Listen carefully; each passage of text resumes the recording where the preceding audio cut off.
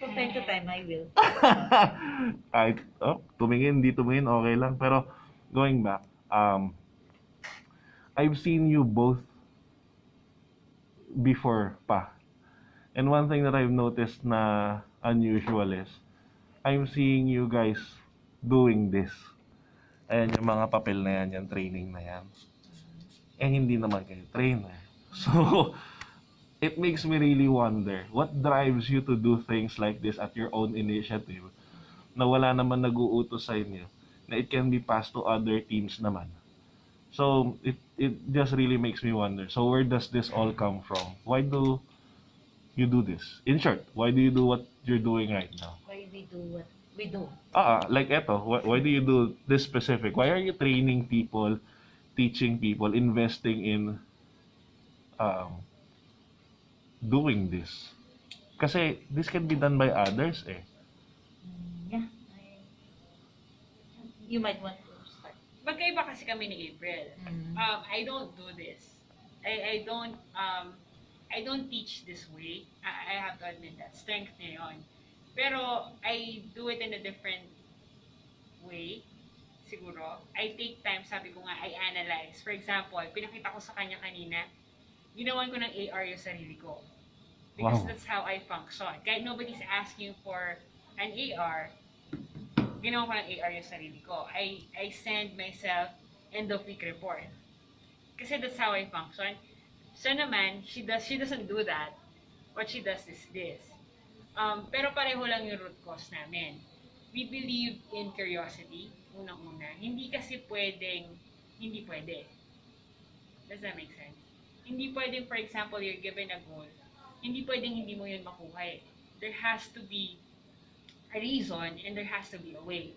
And that's why I create yun nga, yung AR ko para mag-guide ako kung paano ko ma-achieve yun. I analyze my data, I create my own trending report. She believes in Para process, pero kami maintindihan- naniniwala sa process. Maintindihan yun. Siya naman, on the other hand, executor siya. So, kahit na hindi niya masyado hindi ganun yung process ng pagkuha niya, you just have to learn it. Kaya i-execute niya through the training. So, I think in this sense, medyo okay yung tandem namin kasi I'm the one who tells her kung saan yung kailangan. Siya yung gagawa nung kung ano yung ita-train, parang gano'n. So, pero I think yung root cause nun is yung curiosity, tapos hindi pwedeng. Hindi ka pwedeng mag-fail, hindi pwedeng hindi ma-achieve yung tama ba? Actually, nakakatawa yung sinabi mong hindi pwede. In my own sense of interpreting that or actually saying that to others, ang madalas ko nasasabi, bago mo hindian. Alam mo, kasi minsan pag nauna emotion, shock, tigil, pass, ayaw. Parang yung virtual team builders. Yung mga reactions ng mga tao. Pero if you'll apply that, hindi pwedeng hindi mo kaya or hindi pwede. Parang command responsibility, give it a chance muna, isipin mo na muna. And as leader, hindi pwedeng hindi. Hindi pwede. Kasi sa'yo umaasa yung mga tao mo. In this situation, wala kaming hawak na literal, hindi namin hawak yung mga clusters namin. Therefore, yung tinitreat namin na umaasa sa amin is the entire site. And to be specific, are the experts and the coaches. I myself, I am not comfortable na wala akong hawak ngayon. Parang may sense of feeling ako na parang hindi ako nakakatulong. That is why siguro, because I have that consciousness, I overly compensate by ensuring that I make myself valuable. And since we're part of the readiness team, medyo nadadamay kayo dun sa ganong namin na we make ourselves valuable. Kasi kahit naman sa way back when I was a manager and I have my people, naniniwala ako na the goal is not to be successful eh. Because if you want to be successful, you'll end up really chasing the numbers. And as a result, may impact yun sa tao mo eh. Baka you'll tend to resort to doing shortcuts, o kaya you end up asking something that you didn't really give because you are chasing success. As much as baka walang maniwala sa akin sa parting yun, because success always follow me and I'm so grateful about that. But if I will tell my story, I always make myself valuable to my coaches and to my experts. And in the process, they find me relevant pa rin. And I was able to establish my credibility to them. And at the same time, nakikita ko na na-appreciate nila yung lahat ng efforts ko para gawing mas madali yung bagay-bagay sa kanila. And as a result, mas nagiging creative tuloy sila at ibibigay nila ng pusa yung cooperation nila. And there you go. Everything follows. Walang pwedeng I'm popular with having a very strong personality. Pero lagi akong babalik doon sa idea na I don't ask why I didn't give. And I teach my people to be mature by taking care of what was given to them and ensuring that therefore, there's no excuse for them not to perform their responsibilities. Gets. To new leaders, to those new ones who will assume a higher leadership position, like from probably expert to coach or coach to manager, if there's any tip that I would like to tell them, if they would like to be successful, prioritize anything, any action whose direct recipients are the representatives. Because the one who takes care of your business are the reps. Your problem with show rate, who are the one who are the people involved in show rate? Isn't it the representatives? Your problem with productivity, who are the one taking calls? Because CRT affects productivity, access affects productivity, show rate affects productivity. In that equation, who are the main ingredient? Experts. So our attack there is that give them all the guidance, show to them that you are always them, make them feel that they are well supported and guided. Indirectly, nandun yung appreciation, nabibuild yung trusting relationship, and at the same time, nagkukusa silang ibigay yung kaya nila kasi nakikita nila na sobra-sobra na yung support ang natatanggap nila. Ang simple term ko doon is hindi mo nga pwedeng ibigay yung hindi mo pwedeng singilin yung hindi mo pwedeng binigay. I always tell my coaches that, no matter what, hindi ka pwedeng maningil kung hindi mo binigay. Hindi So, ka you cannot- ask ng ask lang. Yes, hindi pwedeng ask lang. Hindi ka pwedeng, yun nga, na hindi mo yung pinahiram yung isang tao, tapos kukunin mo, diba? Kaya nga dapat ang foundation on coaching and training. Laging babalik doon. Kasi pwede kang mag-call out ng paulit-ulit and they won't mind.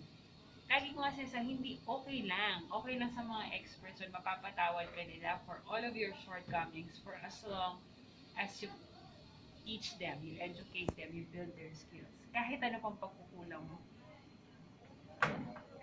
Ang galing, no? One question but you're able to answer it pati yung mga succeeding questions. And it really roots from as you mentioned, for the experts. Yeah. And the question that we always ask ourselves, what else we can give to make it a lot easier for the experts? And don't get us wrong about the word making it a lot easier. Or with less effort. We don't mean that we will skip activities that wherein we have to put up time. For example, huddle.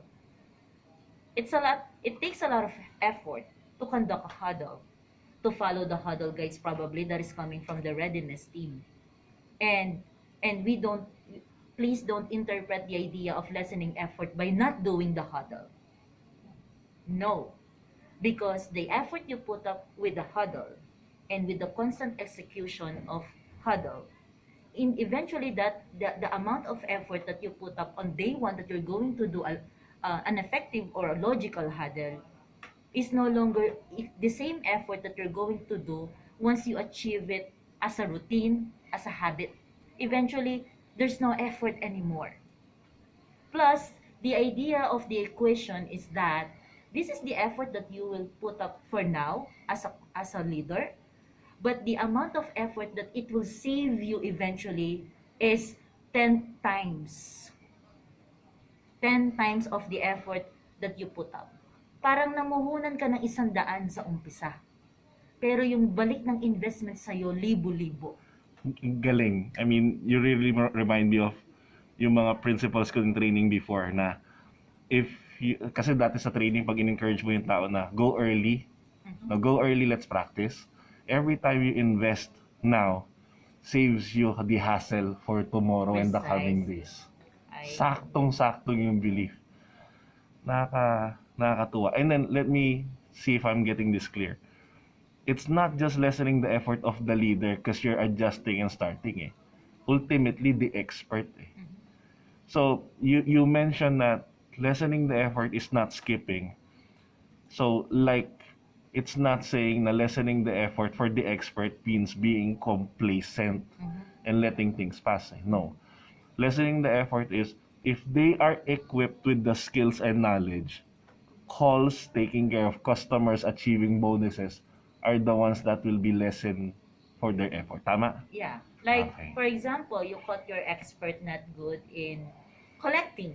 Let's make Sakto it naman. relevant. This is new eh. Yeah, in collecting, then you don't let it pass.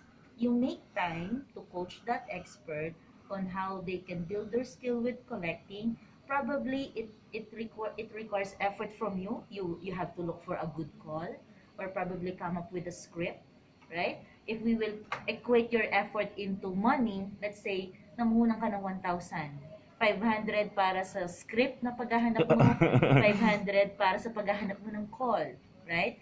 Yung expert mo namuhunan din, 500 para sa pag-attend niya sa coaching session mo at makinig sa'yo. True. Right? So altogether, nag-invest ka ng 1,500 on that coaching scenario alone.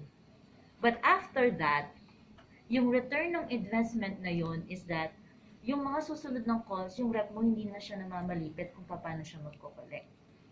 Tapos, dahil alam niya na, naturuan mo na siya, eventually kaka-execute niya at with your consistent inspection, so nangunang ka ulit ng 500 kasi nag-i-inspect ka, 2,000 na yung puhunan mo. Pero tatagal yun ng pangmatagalan, buwan. Namuunang ka na ng 2,000 para sa ilang araw. Pero yung matitipid mo na makakapag-focus ka pa sa ibang mga skill development ng mga tao mo, iba yung return nun. Darating ang time, I'm telling you, hindi kami nagbibiro. Let me know kung hindi mo to dinanas. Dumating yung punto na nung coach kami, naglalakad na lang ako, tinatanong ko sila, is there anything I can help you guys? Autopilot. Yeah, Autopilot and na. they're telling me none. Even during the time na manager ako, nung hawak ko pa yung mga alaga ko. Yeah, I was just telling you earlier, onda kami umuwi. Yeah. Yun nga eh. Nakakabilib kasi yung part And na then we're asking them, hey guys, are you sure? Pinagbabantaan ko pa sila, hey, are you sure you're not asking? And they said, no boss, okay lang, tinuro mo, may material, nagko-listening. Gets. And I think more than dun sa, dahil na-develop mo yung skill nila, pero dahil sobrang respeto nila na hindi mo naman kami tinapon sa gera nang wala kaming bala. You gave the bala, you gave us the allow us to shoot. Parang ganun. I mean, sa umpisa lang, lagi ko sasabihin, sa umpisa lang mahirap. And at the same time, importante, babalik ka lagi sa values mo. Bakit mo ginustong maging leader? Bakit nga ba? Yung frustration na meron kami ngayon that we are not handling actual teams, wala kami sa action, we are in the background and doing this, natatranslate namin do sa effort na binibigay namin just to make ourselves valuable sa lahat. Yung pwedeng, yung kahit kami naniniwala kami na dapat si coach yung gagawa, kami na. Para lang kunin namin yung task na yun sa coach kasi naiintindihan namin, lalo na sa work at home, iba yung environment. Stressful, ayaw na lang namin na umupo si coach sa sito para lang magbasa at gumawa ng sariling PowerPoint. But way back in time, we do that to our experts without the instruction of our managers. ang galing no. Can you say na kasi there's a lot of ways to help eh. No? Pero I bet that you both find that this is the one that is really needed. I think it's very timely. Oo. And I think it's Hindi ko alam pero I think it meant to happen. This is Oo. fate Oo. that I hope that we are the right people, that we are really the right people to help the site, that we are skilled in driving performance, that we have the skill to produce materials, training materials, and thus our existence somewhat allows the site to still deliver the performance despite of the chaos. Parang sa gitna ng chaos na kailangang harapin ng mga senior managers, yung productivity, iba't ibang klaseng call out sa mga tao, yung mga may mga hinaing pa, may mga concern sa transpo, yung mga ganong bagay. At least nag exist kami para yung best interest ng client, ma-make sure na ma-communicate at ma-prioritize pa rin. Copy. So realizing that responsibility na meron kami, expect na we'll stick to that. And I hope na kahit paano nakikita yun ng mga tao na nakakatulong kami para madrive pa rin nila yung performance kahit na wala na silang time umupo pa sa situ. Siguro, a few more questions now. Like, I'm just curious. Why are other managers and other leaders weren't able to think of the training route, the teaching route? Bakit kaya nila hindi ginawang mag-invest sa mga parts na yan? So definitely you're not in their position to say what they believe in, pero what do you think is the situation? Why are they not doing this?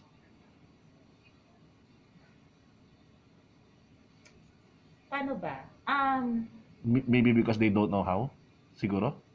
Pwede, or I think if you would, the best way for you to give, yung tao, di ba, kapag tumutulong siya sa kapwa niya, and a certain reason why naawa siya doon, kasi alam niya yung pakiramdam.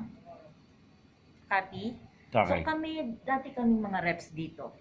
Okay. And whenever we think, kahit yung mga activities kung paano dinesign yung mga materials, lagi kami bumabalik dun sa, buti alam namin maging rep. Alam namin pakiramdam paano maging rep. At Exactly. alam namin na kapag crowded na yung page, ayaw namin yan, hindi yan interesado. Pag walang image, walang kulay, ayaw namin yan, boring. Pero kapag entertaining, maganda, sige, makikinig kami. Lahat yon factor. We Yourself. go back again to the shoe that we used to wear, and that is being an expert. And from there, alam namin ang pakiramdam ng sana may ganito, sana may spill, sana may sample call. Kasi kung may sample call lang, gets ko na. Kung may sample call lang, gets ko na. Lalo na yung sample call and sample spill. So, yun.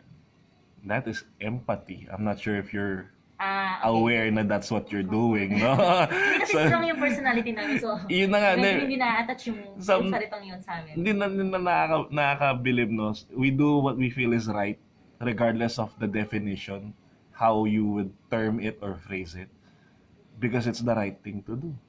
No? I think that's it. I have a lot of questions, pero nasagot niyo na lahat eh.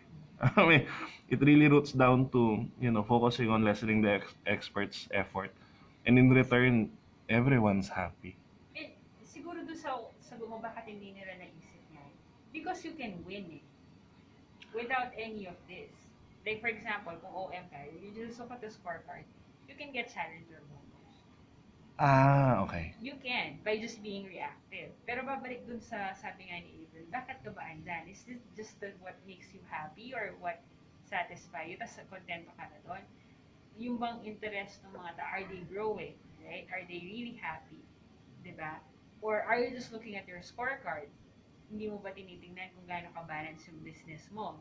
For example, kung pinimeasure mo din ba yung sarili mo sa show rate mo, sa compliance mo, and all of that. Medyo nakakasanayan kasi yon, kaya hindi na sila minsan nagiging curious. I don't know what the proper term for that. I don't know. Again, we cannot really judge. I'm just assuming. No? As I said, Other you're not people. the ones not doing it, kaya it's hard to be absolute. Pero, it makes us wonder kasi sometimes the approach that I'll do is hit it from the root cause. Kasi, and then I think I am just saying that kasi unlike her, siguro she built her team on her background. For example, PM ako. ganito na lang. I handle the team. Ito yung pinaka-background. That's why I do the things that I do, right? That's what we wanna know. Magkaiba yung, Oo. yung pinanggalingan namin. I handle the team of Chino. So they're already number one. Obviously, right? Off the record ako na. I'm just saying. Anyway, Sige lang. so I handle the team of Chino as bago akong team. Galing akong quality. I had to ask myself kung paano pa mag-move yung team na yon. Kasi the performance is perfect. Pero, pangit ang sorry, pangit ang ganito, pangit ang ganyan. And then, nafe-feel ko na, pwede naman ako makontento na. Kaya lang nafe-feel ko medyo nagiging restless yung team. Doon ko kasi nakuha yung foundation kung anong gusto kong maging klase ng leader, right? If it's just gonna be about me, then I'll get my bonus. Pero sabi ko hindi eh. Because these people are not growing. They're not, kumbaga kahit okay na sila, hindi sila nasasatisfy pa masyado doon sa nakukuha na ng bonus. So, anong klaseng contribution yung gusto kong ibigay sa kanila? At yun yung naging foundation ko bilang isang PM. I think, pareho lang yung behavior ulit dun sa hindi ka leader kung ang tinatanong mo sa sarili mo is anong kaya niyong gawin. Kasi ako yung leader niyo. Tama. You're asking your people anong kaya nilang ibigay sa'yo. Oo. Kasi ikaw yung leader. Oo. Hindi yun eh. Pareho, sa pagdidiscuss niya at sa kung paano namin kinwento kanina, anong kayang pwede kong ibigay? Sa'yo. Pwede kong ibigay? Absolutely. Ano kayang pwede kong ibigay? Yun, lagi kong sinasabi sa mga experts, if you need anything, don't hesitate to ask. If you have any comment about my coaches, don't hesitate to give a feedback. At the end of the day, we are here to serve you and I need you to understand that. Solid. Whenever they don't ask question kapag naka-shift sila, isa yun sa sinasabi ko sa kanila. O kaya whenever there was a detractor and then there is an opportunity to engage leadership, pero ang sagot ni Rep, hindi ko na po kasi in-engage si Sup kasi nakita ko busy na po siya. I will always go back to the Rep and tell them, I need you to understand this. We took this role because we want to lead people and we understand the responsibilities of the role. Above anything else, kahit gano'n pa ako ka-busy, kahit papunta na ako ng CR, kung kailangan mo ko, you stop me, you call me, because that is our responsibility. And we are okay with that. Hindi kami nag-i-exist dito para umupo. At gatasan kayo. Gatasan. Right? And at the same time, napakahirap tanggapin na natapos yung araw mo, you were not even part of your team's day. Para kang leader na may hawak kang latigo at kabayo yung mga Tao mo. Right. Oo. Last na lang yung binanggit ni Ayn kanina. You already have a team that is performing. Most people will tag that as, I have no problem. So, are you saying na there's always a problem? Hindi, ganito naman. Parang, hanggang saan ba ang gusto mong impact? Hanggang dito lang sa trabaho? Hanggang sa mapag-bonus lang kita? Kasi ang dali lang kumuha ng bonus. There are ways to get that bonus. True. Pero, kung pinili mong maging leader and pinili mo na yung maging impact mo sa taong yun is more than just work, pati kung paano niya titingnan yung sarili niyang buhay, yung mapagbago mo yung paningin niya sa buhay, yung prinsipyo niya, o yung kung dati nega siya, ngayon nagbago yung pananaw niya, mas nakafocus na siya sa positive, mas grateful na siya sa mga blessings. Lahat yun kasi, kaya nga kapag yung mga reps namin, kapag sinesend nila yung pictures na, boss, malapit na pong matapos yung kisame, boss, napapalitan ko na po yung sidecar nung sasakyan ko. Lagi kong sinasabi sa kanila, please keep sharing this to me kasi nakakawala ng pagod. Kasi you know that your impact is not only within that call. Pati yung kapasidad nilang pumili ng tamang desisyon sa sarili nilang buhay, umaabot doon yung impact mo. Then I think, sapat na yon. Sapat na kabayaran na yun sa pagod and it's all worth it. It's beyond work na yun. Yeah, I mean, that's very fulfilling. Pero that's the thing. Kaya nga nagiging cycle nga. Kaya nga willing kang magbigay, di ba? Willing kang magbigay, at malakas yung loob mong singilin sila. Kasi babalik na naman sa bibigay mo na naman din yung ulit sa kanila. There was a saying, the more you give, the more you receive. Mm. Yeah, No. there's a saying like that. The more you give, the more you Yeah, receive. the more you give, the more you receive. Actually, may in relation to that, the more that you give, the more that you'll be given things to give. Yeah. In relation to that. Wow. Hey, thank you. Ay, sige, go. Sorry. I'm just thinking how to translate that eh. Yeah, I mean, what it's we're saying. difficult Kaya to- nga, I'm trying to, yun nga, give the whole story. Why, kung ano yung gumising, siguro, right? Pwedeng nasa personality naman talaga namin, no? Responsable kang tao, accountable kang tao, and all of that. Pero, how do you teach people that? You don't get to teach that kind of thing, right? To people. And that's why I'm trying to point out that you have to have a reason as to why you do the things that you do. Or if they don't have, like for example, yung kaka-apply lang maging coach, wala pa naman sa ganung lalim ng pananaw sa leadership, importante yung influential leadership. So, importante na kung isa ka sa mga tenured na leader, you model it. And be persistent in modeling it. Even though you look, ikaw na yung pinaka-oddest person Or contradict. sa sitwasyon. Pero yun na nga, as I mentioned, no, all the actions that we do comes from somewhere. Something na we believe in, yung values natin. Eh. Sabi nga, pwedeng natural na responsable lang, natural na mabait lang, natural na maalalahanin lang sa kapwa.